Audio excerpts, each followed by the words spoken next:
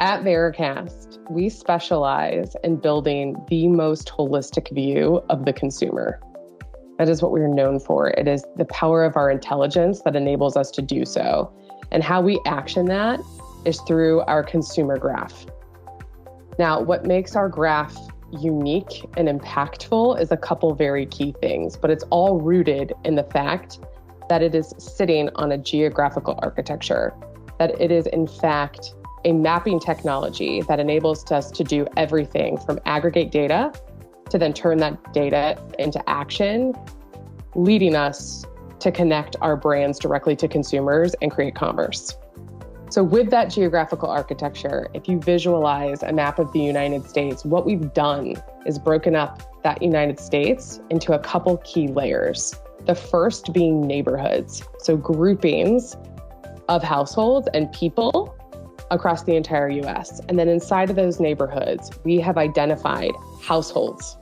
And then inside of those households, we have identified individuals through their device IDs and through all of their connected devices that dwell within that house. That is the geographic architecture of our graph. And what that allows us to do is then create really unique power and robust intelligence. First and foremost, it allows us to ingest all types of data sets at the different layers, whether it's ROI data coming in at the neighborhood level, whether it's content consumption of a device at that individual level aggregated at the household, whether it's connecting all of the devices that live inside a household through our Household Connect technology. All of our data comes into the graph at these different geographical layers. Online data, offline data, and it empowers us to then connect all of those data points through that device, living in that household, living in that neighborhood, and then build that robust verticalized view of a consumer. It enables us to then understand, what does that consumer do on the weekends? Where do they go? How do they spend their income? What is their income? What kind of cars do they drive? What is the average demographics of the neighborhood they live in? What are the brands that live inside of their pantries? What motivates them to shop based on the coupons that they redeem, both types and kinds? All of this information comes into the graph at these different geographical layers and then is connected through the graph, which gives us that most robust and holistic view of the consumer.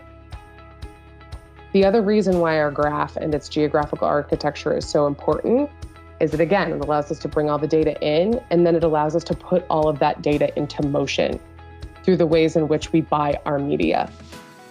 So all the ways that we look and buy our media, whether it's print or digital, all of those identifiers also live inside of the graph, which then connects that right consumer we've identified through that verticalized view based on that brand.